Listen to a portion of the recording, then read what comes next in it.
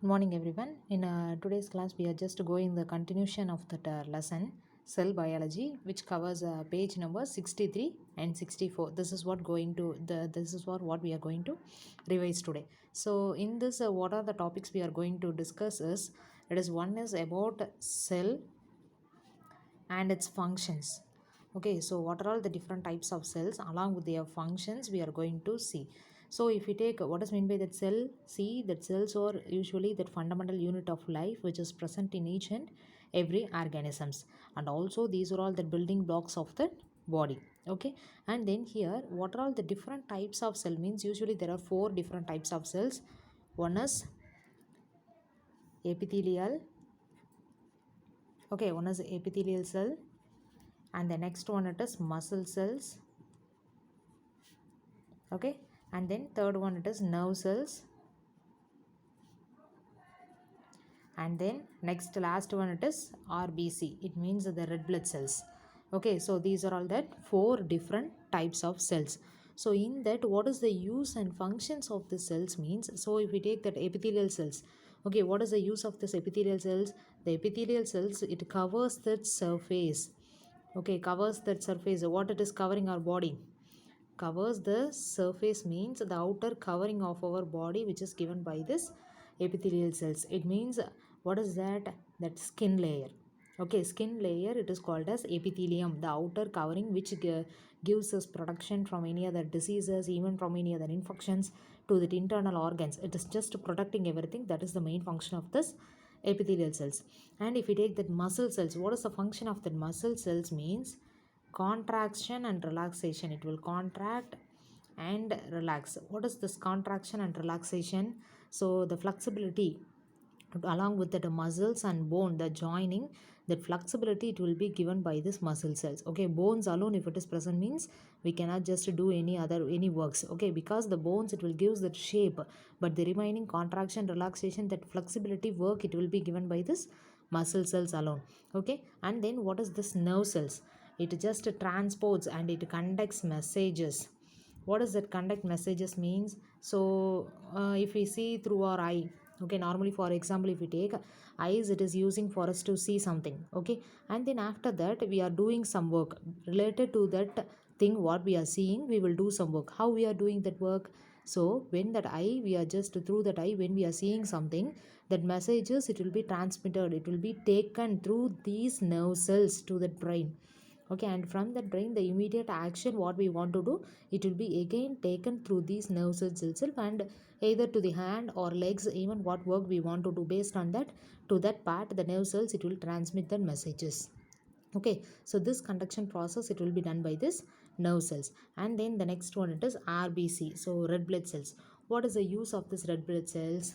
So the red blood cells, it will be found in the blood. Okay, in a human blood, and also there is function, it carries oxygen. Okay, it carries oxygen and also collects CO2.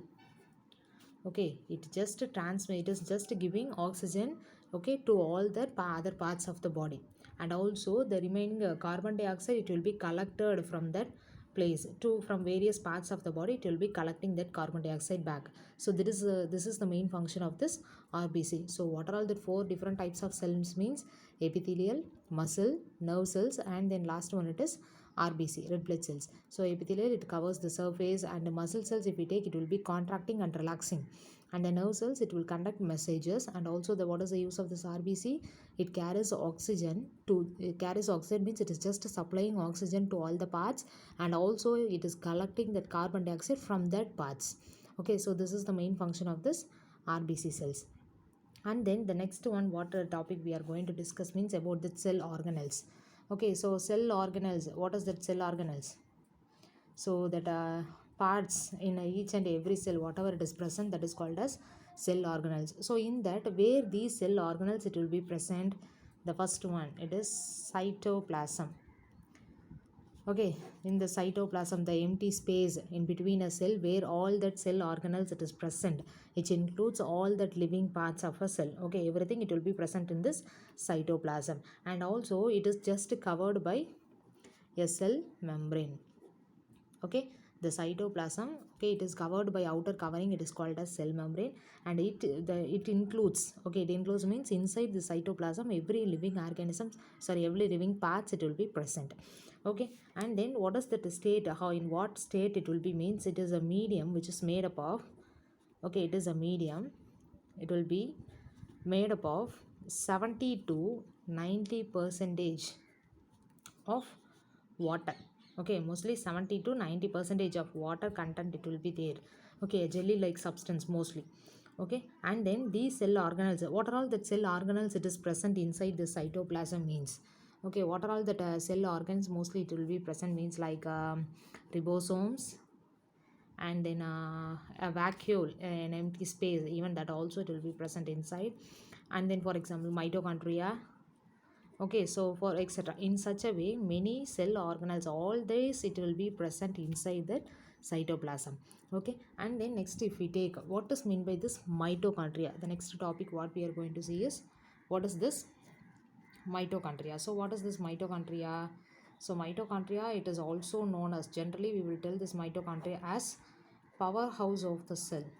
Powerhouse of the cell. Why we are telling this as a powerhouse of the cell? What about the remaining cell organelles? So though all that cell organelles it is present, this mitochondria, okay, this mitochondria alone, it will be very more in number only in active cells. Why it is very more in this active cells means, because the energy synthesis process it will be done by this mitochondria.